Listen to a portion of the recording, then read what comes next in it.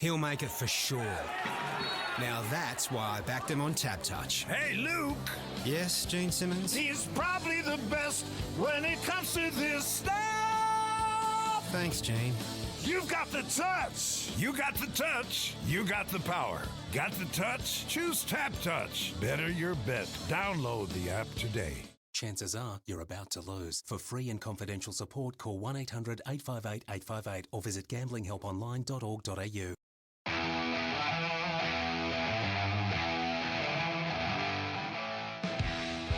Hoop 7 proudly brings to you Basketball Hustle. Ellis fumbled the ball. 2 on the shot clock. Throws up a prayer. Yes! As he was falling to the ground, it's a 3. He shot it literally from the hip. Definitely a highlight. Here come the Billikens. 4 on 2. McCall. Ellis. Left corner. Bang! From way down under. Cody Ellis. Now it's time for another episode of Hoop 7's Basketball Hustle.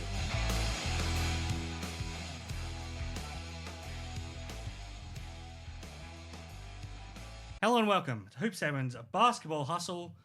And Cody, we've only got 2 weeks of the regular season in the NBL to go. We might just about pretty much know who the top 6 teams are now, but good luck picking a winner out of that top 6 right now. So it's going to be an exciting race to see who finishes as high up as they can in that top 6 and then for the championship race, because I think you can make a case that all 6 teams can win the championship and probably all 6 could be out within the first couple of games. So it's going to be a fascinating race, but teams out of the race, the Cairns Taipans. We talked about them last week and we thought it might be a really tough last 3 weeks for them. All of a sudden they beat the top 2 teams inside 48 hours on opposite sides of the country. So a terrific effort from the Taipans.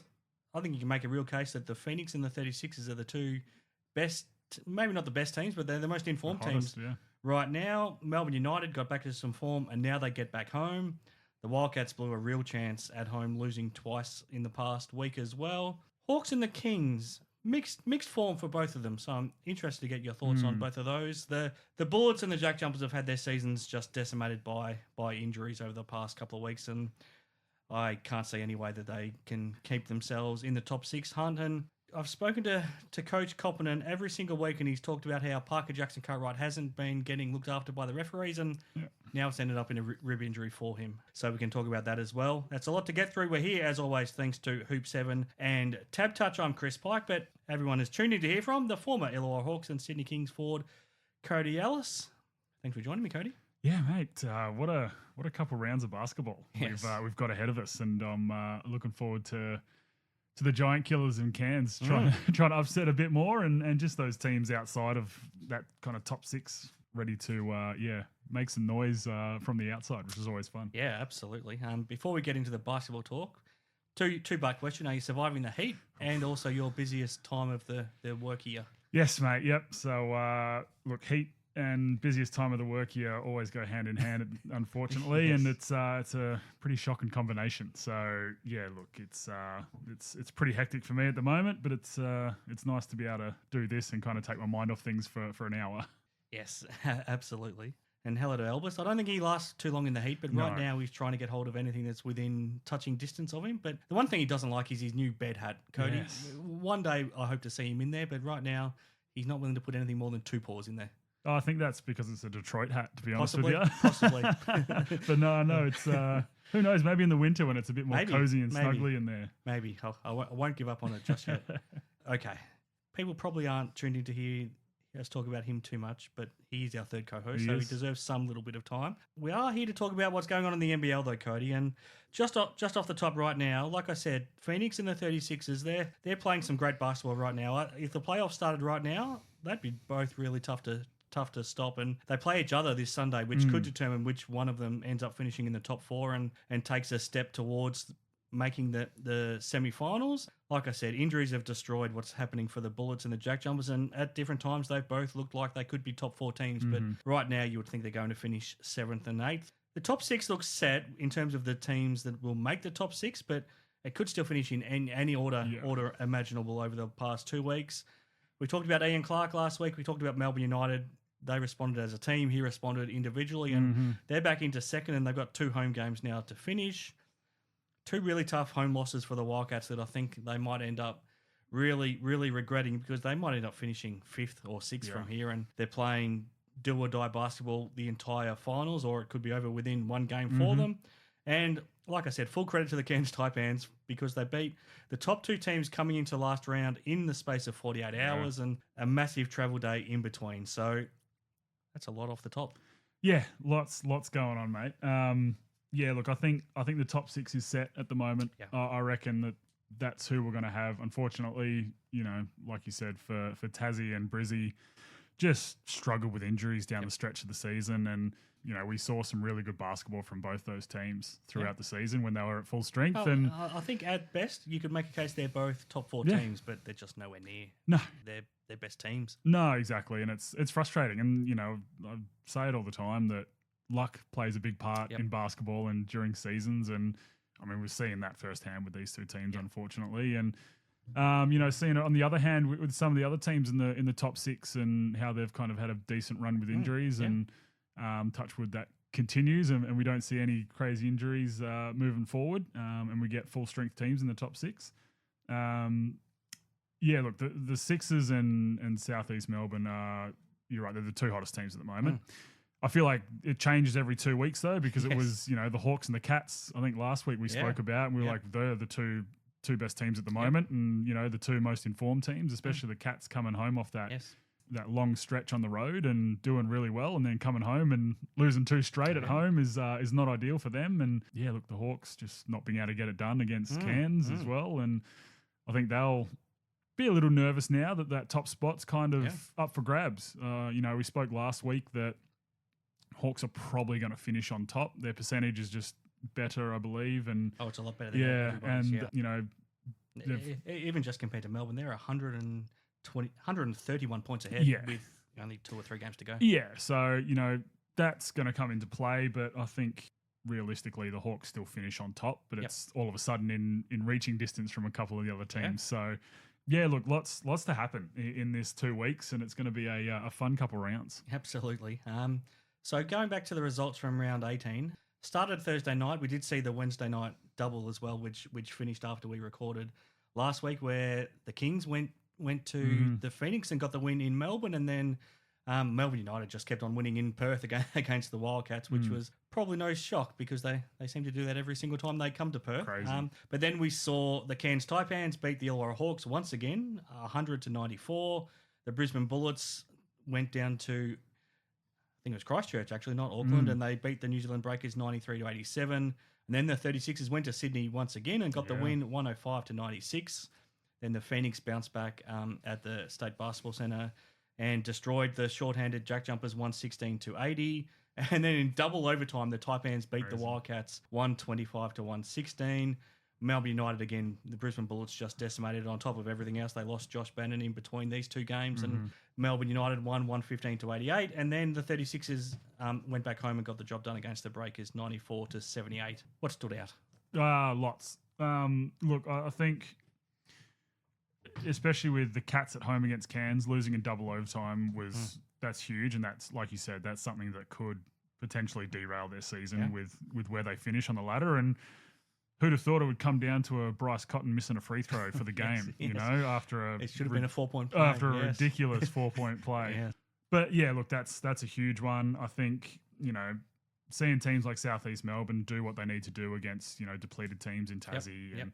Because percentage is important. It is. So, It's huge at this point, and I guess just some momentum as well leading into finals. Adelaide doing a good job of kind of the same thing, getting done what they need to. Melbourne finding some form is probably going to be scary signs, especially if Ian Clark can continue what he did. Again, it's hard to really read too much into it because it was against the depleted Bullets team. So once the games are a little tighter and against full strength teams, it's going to be interesting to see if they can keep that going. Hawks losing one to Cairns is not ideal for them, but I think they're too good to not turn it around from there. And just Adelaide. I mean, Adelaide going into Sydney and winning again, I think super impressive, and I wouldn't want to come up against them, especially in that first round. No, absolutely not. It's a fascinating story. We'll get to them shortly, but they're the sort of team that I feel like could go all the way, or they could be out in the first game come the play in.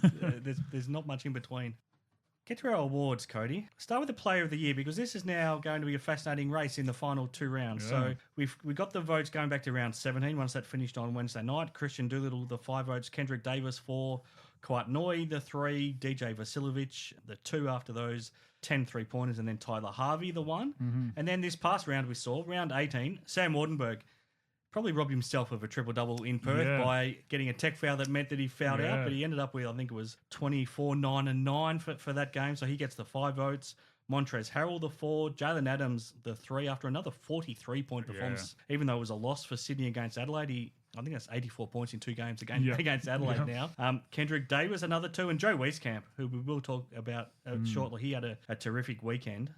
He got the 1 vote. What it means is that with 2 rounds to go, Bryce Cotton's on 35 votes. Kendric Davis is on 34.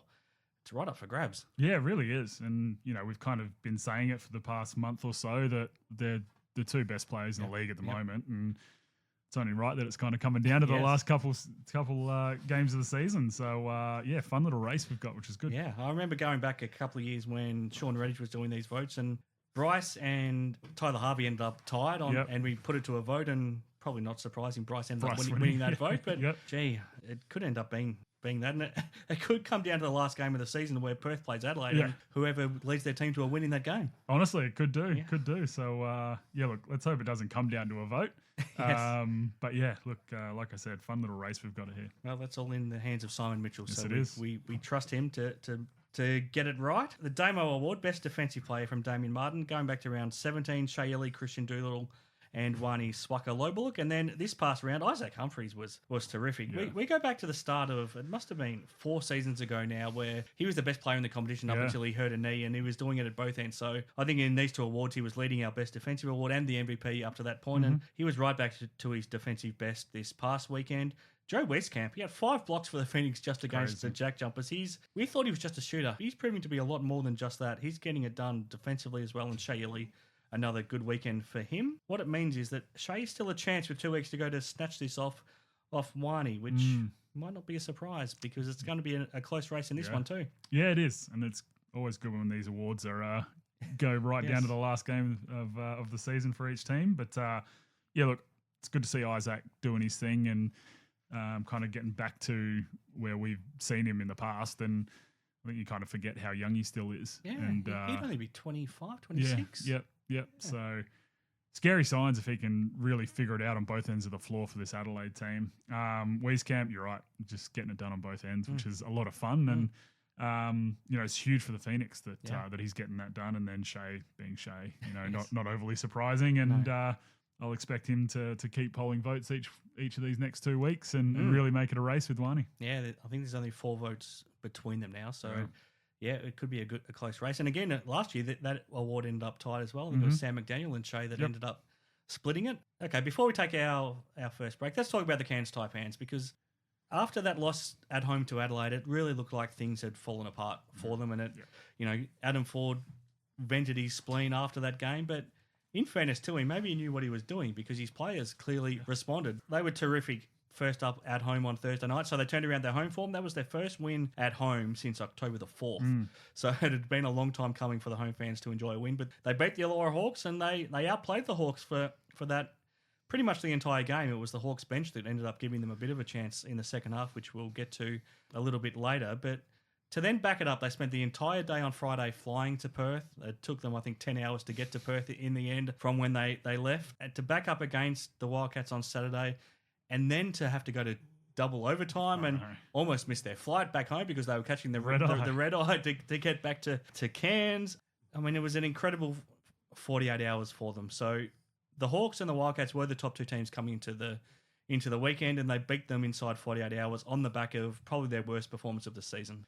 I think it says 2 things. Adam Forde knows what he's doing as a coach, and this playing group, without Taron Armstrong, dug deep to get it done. Yeah, and look, I think that we've seen Fordy do this multiple times before, and look, just a super impressive effort from everyone involved. And for those that haven't flown from over east or to Perth, it's a heck of a long trip, and especially when you're at home in Cairns and then have to fly all the way. It's a long flight, so it's takes a takes a heck of an effort to be able to turn around that quick, and especially get a win in RAC in double overtime.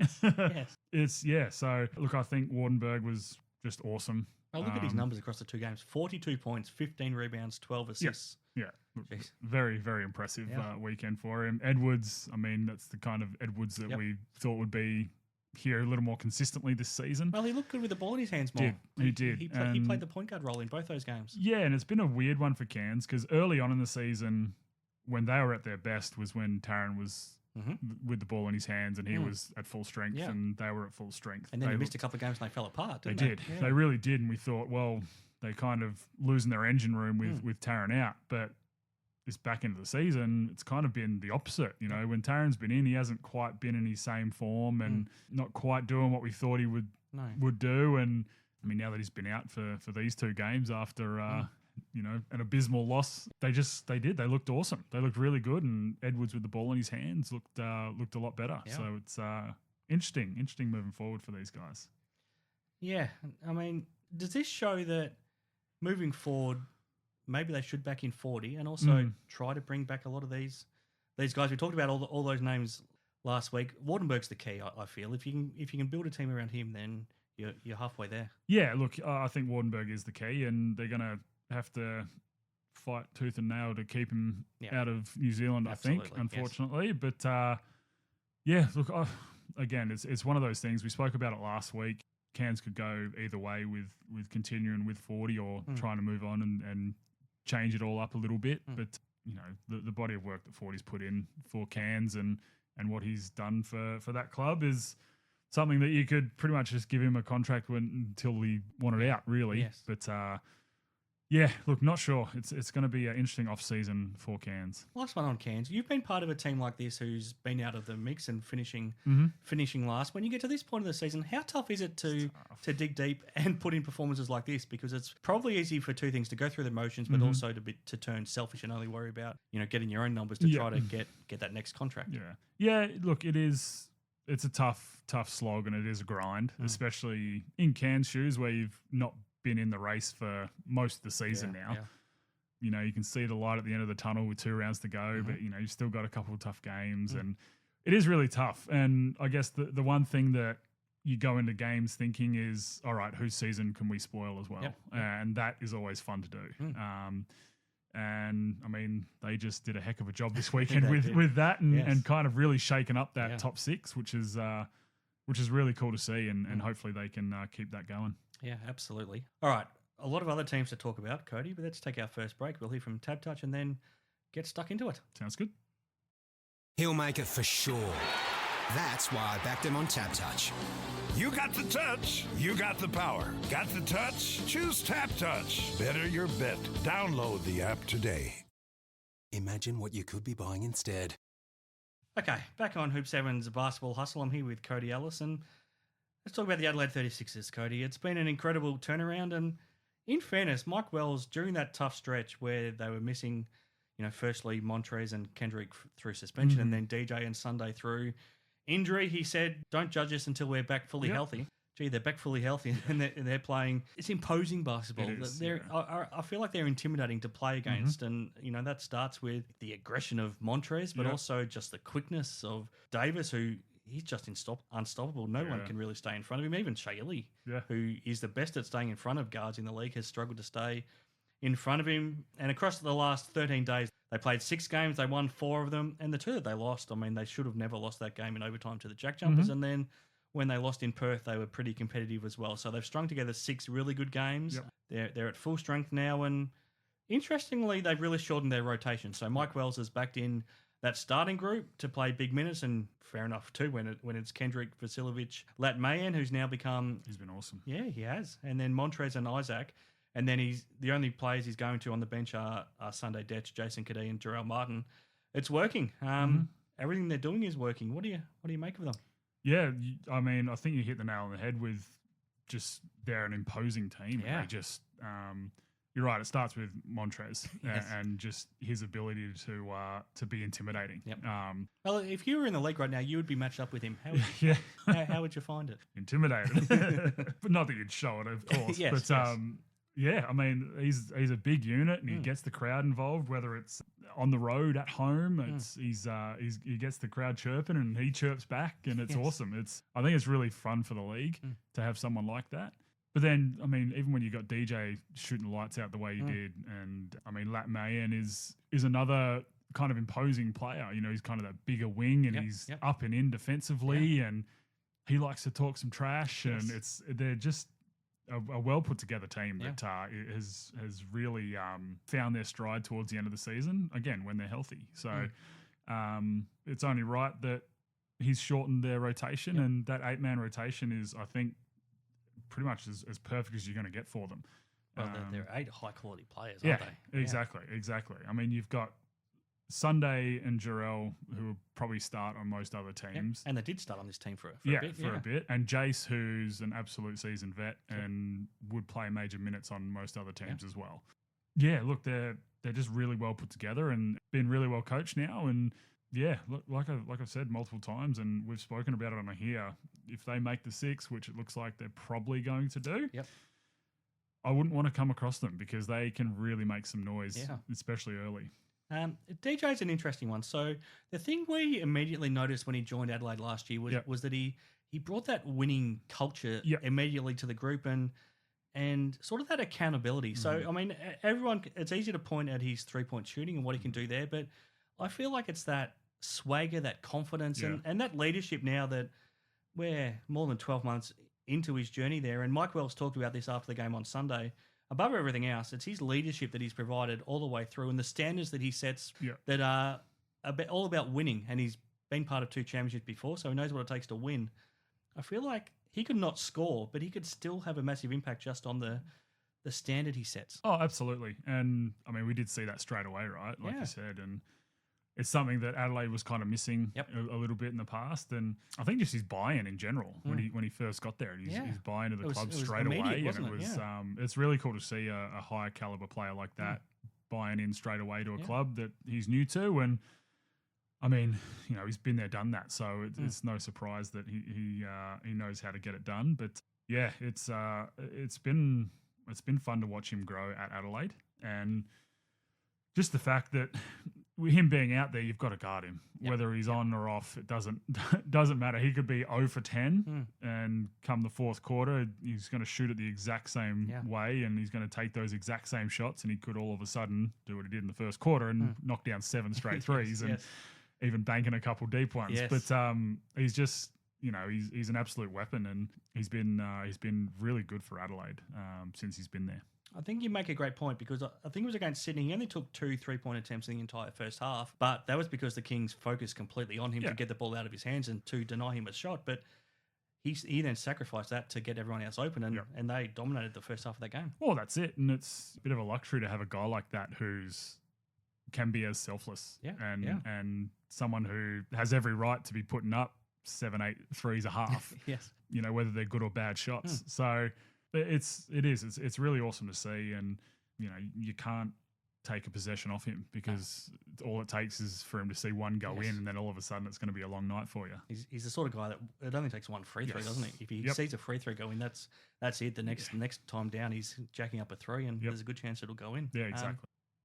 How far can they go? If you had to predict right now, where does the 36ers season finish?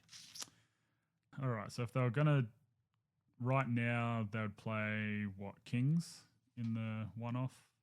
Well, they'd play Perth first up. Oh, yeah, they would too, that's right. Play Perth first up. In Perth, a week after playing them in Perth in the last game of the season too. Yeah, that would be pretty crazy. Look, it's a tough one. It's a real tough one. I think at the moment, their best basketball is as good as anyone's. Jeez, putting me on the spot. I mean, look, I could see them making the grand final playing the way they're playing. And then once the grand final series hits, who knows? Oh, especially if it's the Hawks, that would be their worst nightmare. Yeah, it would be. 100% would be. So, look, I could see them making a run at that grand final for sure. It's amazing how quickly it changes. This time last week when we did our run home predictions, we thought it was going to be Melbourne and Adelaide in that 5th 3-6 playoff. All of a sudden, it doesn't look like that anymore because Melbourne is put themselves out of that mix. So, I mean, Perth and Adelaide could be just as much fun. It could be Sydney and Adelaide again, and again, that wouldn't be great news for the Kings. No. Or it could be the Phoenix and Adelaide, who are the two form teams. I hope it's not. Yeah. I hope it's not, because I think those are two teams that could really do some damage come playoffs. No, you're right. I wouldn't want to see one of those gone that quickly. No.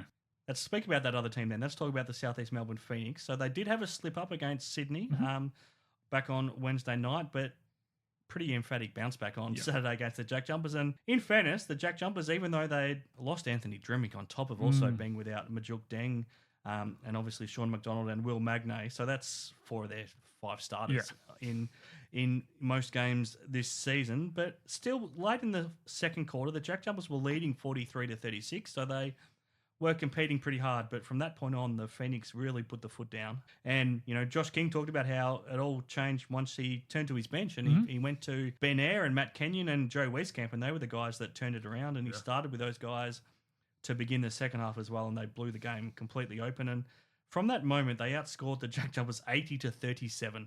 They end up winning by 36 points, and that's important for their percentage as well, like you touched on before. But they're doing it without Derek Walton Jr. as well. But like we said last week, they're covering that point guard spot by committee, and they're just playing some really, really exciting basketball, but also where they're still getting up and in defensively.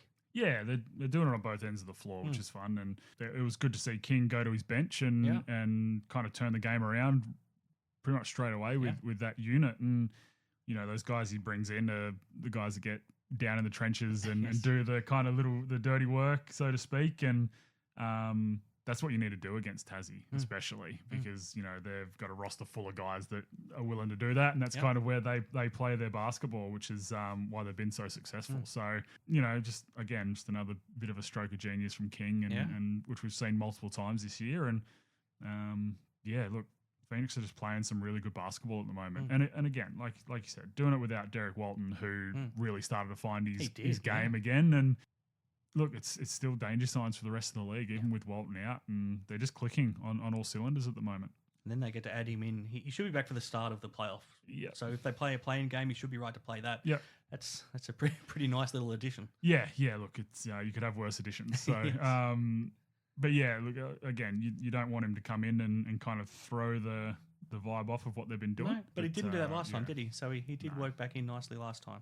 Joe Westcamp's the other one that I want to talk about. So the last time they went to Perth, we talked about how he didn't play, he didn't get on the court that day, and just purely based on the vision of that, we thought that maybe he's not long for this league. So that was just before the FIBA break, and we thought that might be a good time to make a change. Yeah. Instead, what he did was he knuckled down and did all the hard work for a couple of weeks at practice. He earned the trust back of Josh King, and he's been playing terrific basketball and doing it probably not as what we expected. So we know he had a reputation as a shooter, and we have seen signs that he's a pretty good shooter, but he's showing that being aggressive, attacking the basket, he's really tough to stop, and kind of similar to the way Nathan Sobey does it. The only way to stop him is you have to foul him. So he's getting to the foul line pretty well, and then defensively, he's showing that he's a really good defender. So he's got quick feet, he can stay in front of guys, and he's got really good anticipation to block shots and be a rim protector. He's probably the best rim protector on this team. He's been really impressive, and not in the ways that we might have thought. Yeah, which is always fun to see with an import. Yeah. Right? You know, when they come in touted as this knockdown shooter and they don't quite reach the mark and then kind of get called out or just sat on the bench. Yes. And, you know, we've seen plenty of imports do that and then just be like, all right, I'm out of here. And to have imports come in and really knuckle down in that FIBA break and figure it out and see what they can do to help the team and kind of get back in the good graces with the coaches, then I mean, that's always good on the resume as well, moving forward for his career. But yeah, look, he's been great on the defensive end. I think you're right, his anticipation is really good and he kind of reads it really well, but I think he's a lot longer than people think. Yes. He's got some long arms and yeah, he's pretty bouncy, you know, which is something that I guess does kind of come out of left field because he doesn't necessarily on the offensive end play.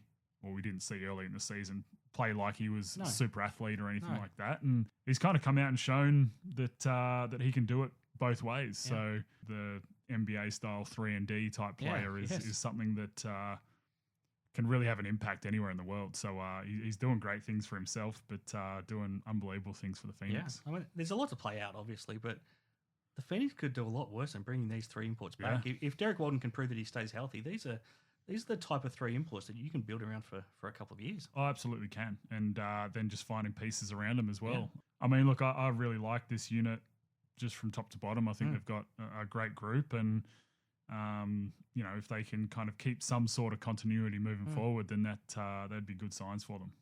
I asked you the same question about Adelaide. So how far can you see the Phoenix going? Similar thing. Just the way they're playing, you could see them making a grand final series, I think. And, you're probably just going to hear me say the same thing about most of these teams at the moment, but the top 6 it's about as close as we've really ever seen it. Usually there's a team or two that sneak into the 6 that you're like, they might be able to get that play-in game win possibly, but other than that, you're not going to beat anyone in a series. Yep. Any of these 6 teams could beat any of the other in a series at the moment. And it's, look, Phoenix is right up there and playing just as good as anyone, if not better. Yeah, I mean, you make a great point. In hindsight, it probably was the Kings and the Breakers who both sort of limped in last year, and they played each other, but neither of them were going to go much further than that. But, I mean, it wouldn't shock me if the Phoenix and the 36ers, it might not end up being able to be possible because they might have to knock one another out. But, gee, it wouldn't be a huge shock to see them end up being the last 2 teams. No, and again, I wouldn't.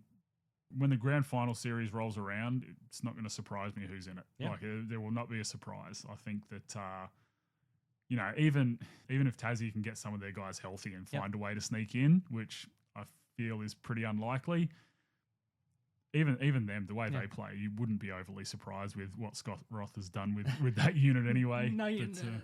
Like we talked about it last week, if they get to that last game next week in Cairns, and all of a sudden Magnay, Majuk Deng, and McDonald are somehow healthy to play, and they win that game, and if they end up finishing 6th, gee, they would have some momentum going into the next week when they've because that's still a championship caliber team when they've got everyone playing. Oh, they certainly are. They lost a couple pieces from last year, big pieces at that. Yes, but still, I mean, that's a lot of the championship team from last year that have come back, and again, a healthy JackJumpers you wouldn't want to run into. No. Perth Wildcats, they're a great roller coaster ride to try to follow this season. So we spoke this time last week and we thought things were looking pretty good for them. They had a couple more home games to look forward to. They were playing Melbourne on the Wednesday night and then backing up against the Taipans. We thought surely Melbourne can't continue to keep winning in Perth, but yes, they can. So they've now won 10 of the last 11 over the Wildcats in Perth.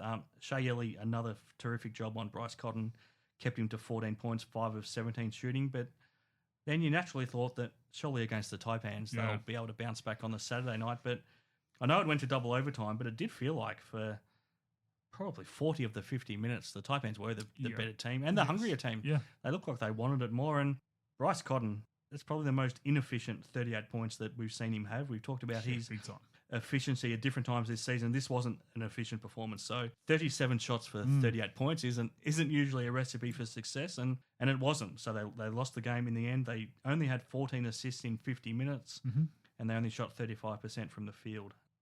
How much have things changed in a week for the Wildcats? Yeah, it's really strange, isn't it? They've gone from a team that, and it's been a bit of a theme throughout the year for them, they've gone from a team that just don't lose at home.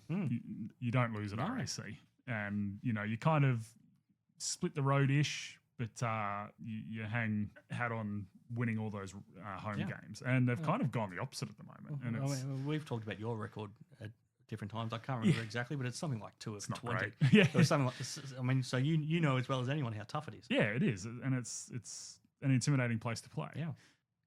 But yeah, they've kind of flipped that on their head and gone the other direction. And, whether it's just, because they're all together on the road and kind of a bit more tight-knit on the road, then they kind of get it done. But, they're two games that probably should have been wins for them. Yep.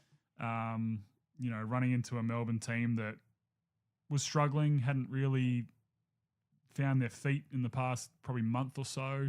And then obviously Cairns, who, again, have been all over the place this season with injuries and just how they've been playing. And, to see Bryce put up 37 shots is crazy, first of all. I think that's the most shots he's shot by, 11 or 12, I think they were saying, something like that, which is pretty wild. And if he's shooting that many shots, you're expecting him, he's in the 50s or 60s. Yes.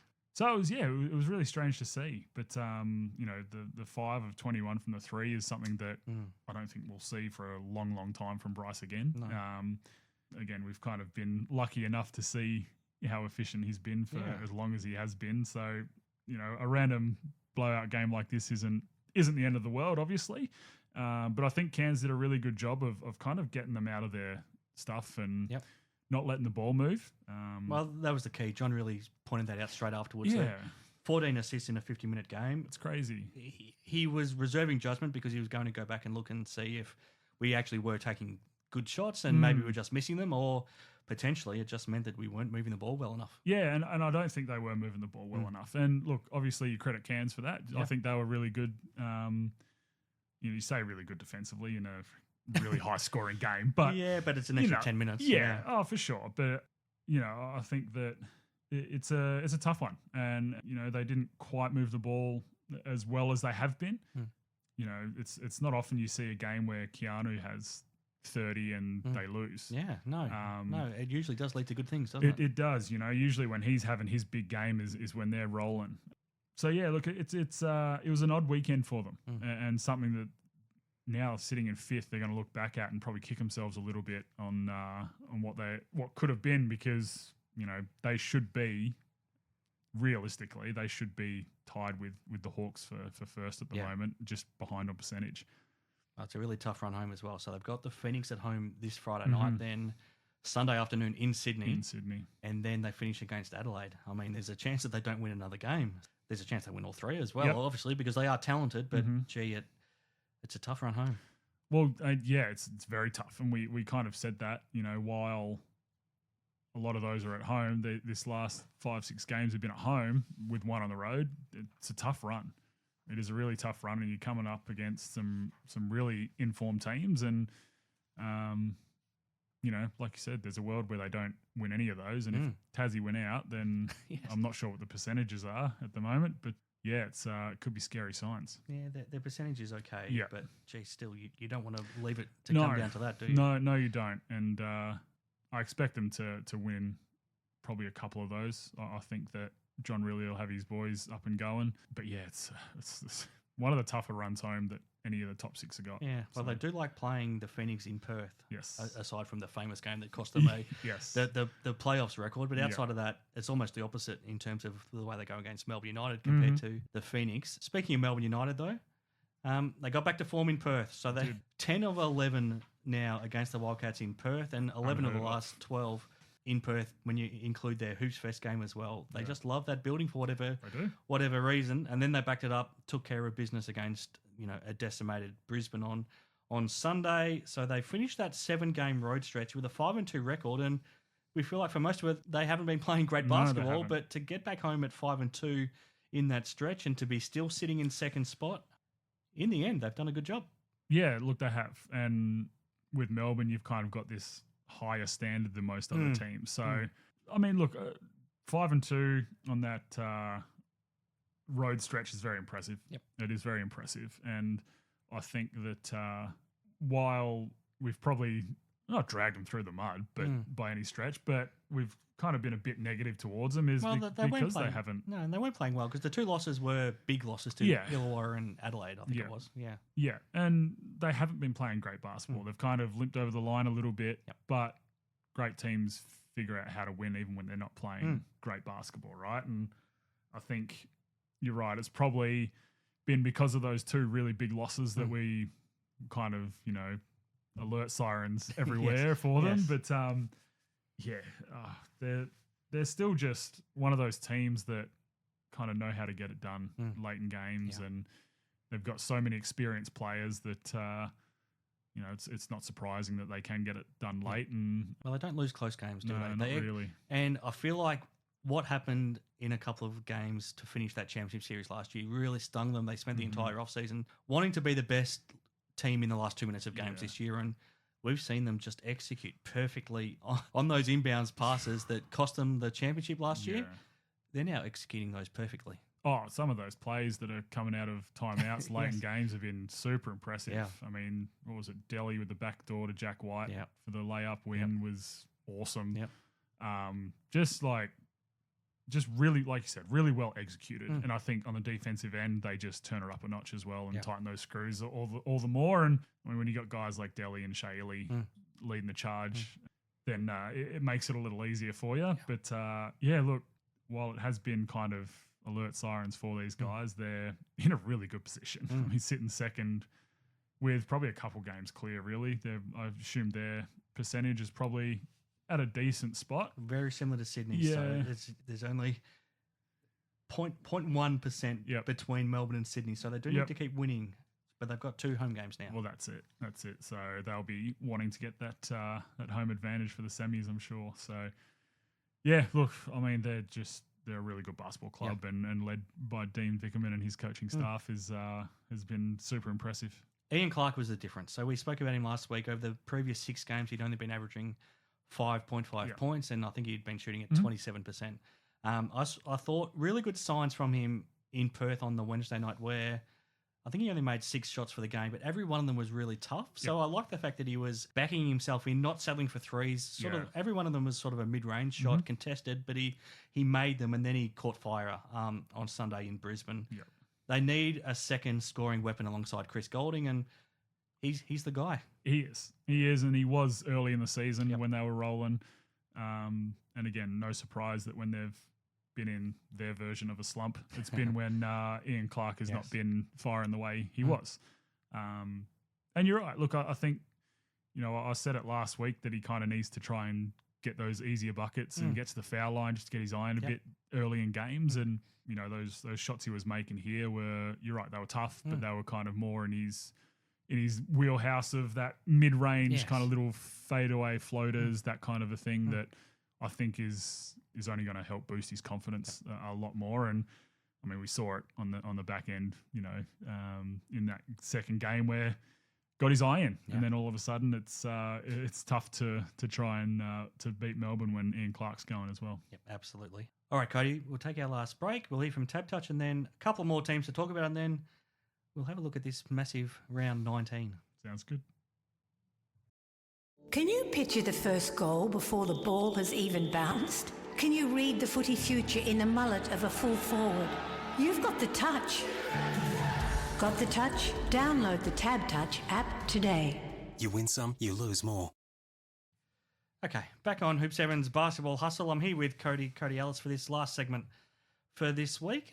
Before we get to our preview of round 19, Cody, Sydney Kings, mixed weekend again. It feels like they've had a very mixed season because when they're good, they're good. When they're bad, they're pretty bad. So they win in Melbourne against the South East Melbourne Phoenix, a really good win, but then they go back home 48 hours later, lose to Adelaide for the second time in the space of a month. So what do we make of it? I mean, do we still feel similar about them because we didn't necessarily learn a lot out of those 2 games?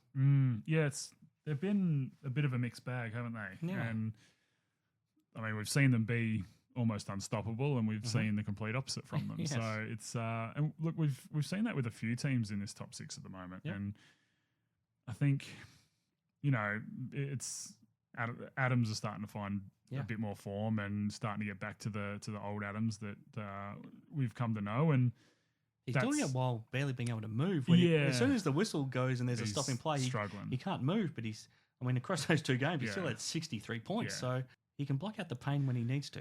He can. But I do feel like the ball is also stuck in his hands a lot at the moment, and which is exactly why they wanted that extra import, wasn't it? It is. So it's tough because I mean you want him firing, and you can't afford to have him sitting or standing around too much because again his back's going to seize up and he's going to be struggling even more. So you want him to be involved as much as possible. But I feel like it's taking a few of the other guys out of it a little bit. Yep. But they're a little bit all over the shop at the moment. I think if they can find some sort of consistency on both ends of the floor, then they'll be fine because they've got the right pieces.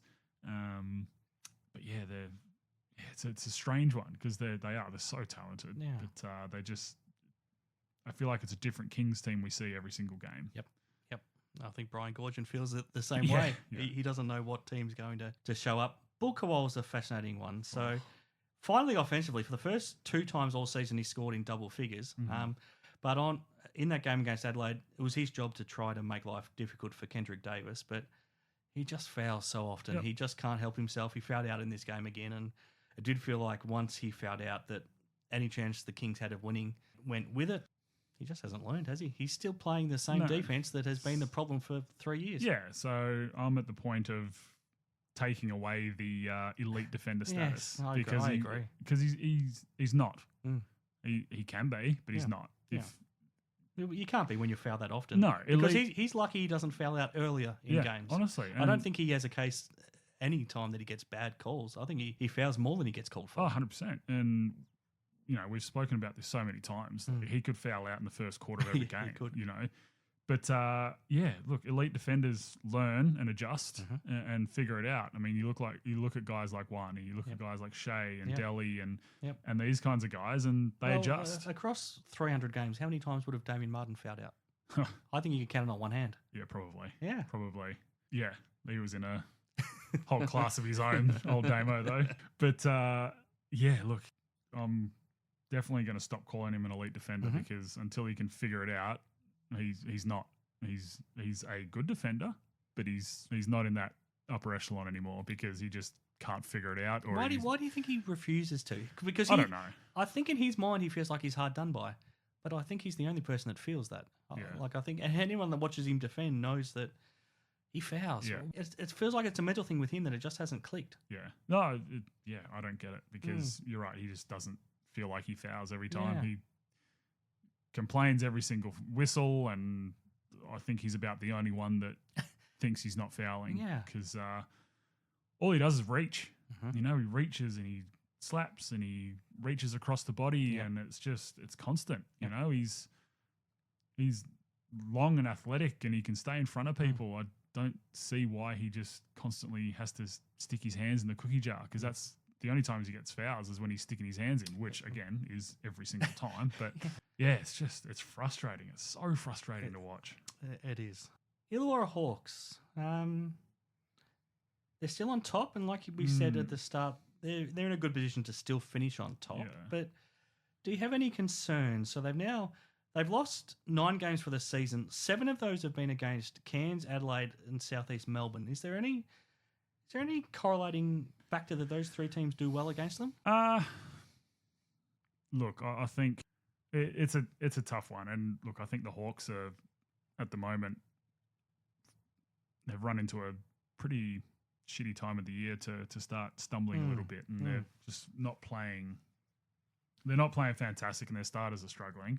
But yeah, look, I think the physicality of those 3 teams is probably what gets to them a little bit, and that's something that, come playoffs, physicality turns up another notch, and it's allowed to turn up another notch, which is always fun to watch. But yeah, it's a really strange one because it's been the bench guys that have gotten them back into games, and while that's a luxury to have, to be able to throw in your bench and then get you back into a game, come semi-finals, grand final series, your starters need to be at their best. And yeah, most of their starters are just kind of going through the motions at this point of year. It's almost like they feel that they've already solidified at least top 2 spot and are just cruising to the finish line. Whereas I think this is where they need to really turn the screws and start to figure it out and start to play some playoff basketball heading into playoffs. Well, do you feel like they got to Cairns thinking that they just had to turn up and they did? They didn't have to put in the hard work, because look at the numbers of the starters, just the plus minus. So it doesn't tell you everything, but it does give you a pretty good indication. Their starters: Tyler Harvey minus 14, Trey Kell minus 11, Wani Swaka Lo Buluk minus 9, Sam Froling minus 14, and he virtually didn't play the entire second half. Yeah. Same with Trey Kell, Mason Peatling minus 11, and it was those bench players: Davo Hickey plus 11, Todd Blanchfield plus 9, found some shooting touch. Dan Greeter, I think he only played 8 minutes, but plus 5. Lockie Olbrich plus 2. H.J. Lee plus 2. That tells you a lot. Yeah, it's crazy, isn't it? It's not often you see that. No. The starting lineup are all in the negative, and pretty much the whole bench is all in the positive. Yeah. So, yeah, look, again, it's a nice luxury to have to be able to throw in your bench and then turn a game on its head, but still couldn't get it done. No, they still lost. But it's a nice bench team though, isn't it? In fairness, it's a great bench team. It is. It's a very impressive bench, So look, they've really got to figure it out. I think that while they do have top 1 or 2 pretty much solidified, I think that that's can't be the reason you start to stop playing, because it's the business end of the year, and this is where you really need to start figuring out and probably tightening your rotations a little bit. Yep. Your main guys probably start to play a few more minutes a game, and kind of those 8, 9, 10 players that come in games probably get those minutes kind of stripped from them, unfortunately. Yeah, but that's what Adelaide's done. But yeah, of those 5 guys, who deserves less minutes? Yeah, honestly, I'm not sure. But it's a tough one, and it's it is, like I said, it's a nice luxury to have for Tatum to have guys that are all deserving of minutes because of how good they are and how good they've been throughout the season. So the advantage they have is, if someone isn't performing the way they should be, they've got guys to back it up and throw in there. And we saw that. That's why both Cal and Froling, probably their 2 best players all season, they sat almost the entire second half. Yeah, So, yeah, look, that after losing on New Year's, I don't know why they would have thought they could just rock up and win. You would have thought that they would have, really, really put their foot down and got an emphatic win, which is what we thought would happen. Which is why you had that as your summer shootout number. honestly. Which ended up being 30 short in the end. It's ridiculous, I know. So, but it's an interesting one. Last thing before we get to our preview of round 19. All season long, I've spoken to Coach Patrick Coppinen after every single game, and he's been frustrated the way that Parker Jackson Cartwright gets so aggressively defended and he gets very few calls, and he's been getting beaten up all season long. Yep. You don't have to watch a game for long to see it with your own eyes. It led to him getting a rib injury on Friday night against the Brisbane Bullets. He wasn't able to play on Sunday. I'm not sure what his status is for the last 2 weeks, but it's purely because of the physical way he's been defended.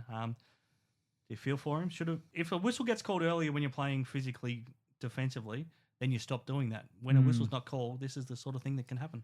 Yeah, for sure. And as a defender, you push the limits as much as possible until you start getting a couple whistles, and then you do rein it in a little bit. Unless you're Bull. Yeah, yes. Exactly. Look, and it doesn't help that he's one of the smaller players in the competition. Sure. Yeah. So and I do feel like refs have or do take that into consideration and just think, oh, he's just smaller, so he's getting the same hits as everyone, but it's just because he's that little bit smaller. Which, I mean, I don't think is right. You can't, it's not just a blanket thing that you can call for everyone, unfortunately. And he doesn't get the calls Bryce gets. No, he doesn't. He's also not a multiple MVP of the league yet. So it's a tough one. You feel for him with a rib injury. I mean, I wouldn't expect we see him again. Well, how long did Bryce miss? It was 5 weeks? Yeah, it was about that. Yeah. It was about that. So, but again, I'm not 100% sure what the injury was. No. So I think Bryce's was the cartilage in between his ribs. So that obviously takes a while to heal. And yeah, look, I think it's a tough one for PJC. And again, I wouldn't be overly surprised if we just don't see him, not just for this season, but if we just don't see him again in the league. Yeah, it doesn't feel like he's enjoyed this season, does it? No, it doesn't. And they've been up and down and been a bit all over the place. And you can see he's definitely frustrated this season. Well, we've talked about it. He doesn't mesh. His game doesn't mesh with Taco's because he's at his best when he's getting inside, attacking the basket. He can't do that when he's got a 7'6" guy sitting under the basket. So I know the Breakers have come out and saying that they've made their biggest ever offer in history to try and bring him back next season. But Taco's also under contract for next season. I don't know if it's going to work. Yeah, look, I don't think it's going to work either. And I mean, while a big offer like that would be hard to refuse, I'm sure you can draw some big offers from elsewhere as well. You also want to enjoy yourself, but also you want to win. Yeah, exactly. Exactly. So Again, a big off-season for New Zealand ahead. Yep. Okay, let's get to our round 19 preview, Cody, thanks to TABtouch. So head to the TABtouch app or the TABtouch website and check out all these odds and some exclusives. I think we'll come up with one for Friday night, the Wildcats and the Phoenix. But before we get to that, Cody, Thursday night, Tasmania JackJumpers, they must win to be any chance of still making it. They're at home to the Illawarra Hawks, who you would think are pretty hungry to bounce back. You'd think so, and I think they will. I think that they'll go into Tassie and get the job done and finish off the JackJumpers season. Look, I just think that Tassie's still too undermanned. I mean, it's got to be a frustrating thing for Scott Roth and the crew, but I just think the Hawks have too much firepower as long as they're switched on mentally. Yep. Friday night doubleheader, Adelaide 36ers back at home against the Brisbane Bullets. I don't know who the Bullets get back, if anyone. No matter what, though, this could get a bit ugly in favour of the 36ers. Yeah, it could. No, I think the Sixers get this one for sure. Again, Brizzy just riddled with injuries, and again, you don't know who's playing until pretty much the day of, unfortunately. So, which is tough for the playing group and to find any kind of continuity. So, look, I think Adelaide get that one fairly handily. Second up on Friday, this is a beauty. So the Perth Wildcats at home to the South East Melbourne Phoenix. This is going to be crucial. I think you win this game and you're a really good chance to avoid 5th or 6th spot. Yep. But if you lose, then you're right back in the mix. Yeah, it's a big game. A big game for both teams. Yeah. I think Cats win. They, like you said, they slot back into that top 4. Yeah, they would. And South East will do a good job of making sure that they stay in the top 4 if they get a win. So the Phoenix are a chance to slip to 6th if they lose, because they, as we'll get to, they play Adelaide on Sunday. Yeah, really, really tough weekend for them. Look, I think the Cats get it. I think this is going to be a really good game. But judging off the past, Phoenix haven't really. It's not been a happy house here for them, unfortunately. So I think the Cats get that one. Sending Bryce to the line has been a common factor in a lot of those. Yep. Saturday, New Zealand breakers the Cairns Taipans. Sometimes these games are fun when no one's got anything to play for. You can just go out there and play. We saw a game 2 years ago where how many did Tajima McCall finish with in a game where the Taipans had nothing to play for? He got mid 40s, 43 or 44. I feel like it was mid 40s. Yeah. So somebody could have a day out here. It'll be a fun game to watch, even if there's not much riding on it. Yeah, look, I think both teams just go out and play free and loose. I think that's kind of the best way to describe it. And sometimes you're right. That's when you get the most fun games because there's no real tension. There's nothing really riding on anything. So it's a tough one though. I think it's a bit of a flip of the coin at the moment because both playing some all right basketball. And is it time for Taco to have 40 and 20? Yeah, probably. But I'm not sure it's going to happen. Look, I think Cairns are playing some really good ball. I'm going to go with Cairns in that one. Second up on Saturday, Melbourne United, Tasmania JackJumpers. JackJumpers love playing Melbourne in John Cain Arena. Their season's riding on it. They would have played on Thursday night. Melbourne United's first home game since December 23, though, so they'll want to return home on a winning note. They will. And you're right, Tassie just enjoy playing Melbourne. Yeah, I think it's again, it's one of those bogey teams for Melbourne. But yeah, look, after not being home for so long, I think that they'll be hungry to give their fans a bit of a show, and I reckon United get that one. Sold out already as well. Yeah, so not surprising. Their fans will be keen to see them. Massive doubleheader on Sunday to finish. First up, Sydney Kings and the Perth Wildcats. Simon Mitchell points this out regularly, that the Kings get this favourable matchup pretty often where they get to sit back on a Sunday afternoon and wait for a team that's played in Perth on Friday night. So it's stacked against the Wildcats, but it's also the sort of game that you wouldn't be shocked to see the Wildcats win, but the Kings can't afford to drop it. No, the Kings can't. But the Cats have been really good on the road. Like we said, they didn't really play too many of those top teams when they were on their little road stint, but they were playing some decent basketball, and it looked a lot better than what they've been showing in the last 2 games in Perth. So I actually reckon the Cats go in and beat the Kings there, and after going 0-2 to start their home stint, we'll go 2-0 this weekend. Yeah. Last up, this is the game of the round for me. We talked about it at the top of the show. They're the 2 teams playing the best basketball right now. The South East Melbourne Phoenix back at home. It'll be their first game back at John Cain Arena for the year as well against the Adelaide 36ers. Yeah, big game. Looking forward to it, and it's upsetting that we've got to wait all the way till Sunday afternoon. No, looking forward to this one. Look, it's a tough one. Both teams do play on Friday, so both teams will be a little tired, I'm sure. But when your season's riding on it, both teams will show up. But I reckon Phoenix get this one back at home, and if everything else, like I've said, happens, which it never does, they'll need to win this one, and then they'll need to get it just to stay in touch with that top four. So I think South East get this one done. No, as we've talked about, if you are going to take any of our tips and check it out on TABtouch, do the opposite of what we're saying. Honestly, there's been a couple rounds where we've gone 0 for about the first 6 games, isn't there? So not ideal.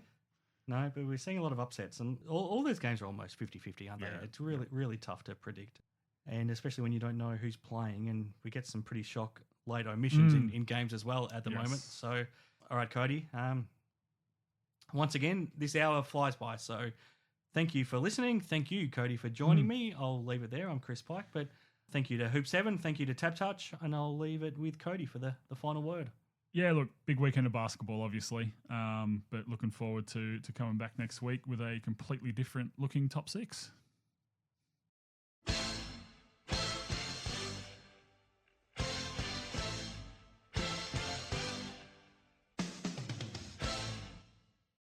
Weather's wet. Can you feel who'll triumph? You've got the power. Can you read the footy future in the mullet of a full forward? Then you too might be harnessing the power of the touch. Got the touch? Download the TABtouch app today. You win some, you lose more. For free and confidential support, call 1-800-858-858 or visit gamblinghelponline.org.au.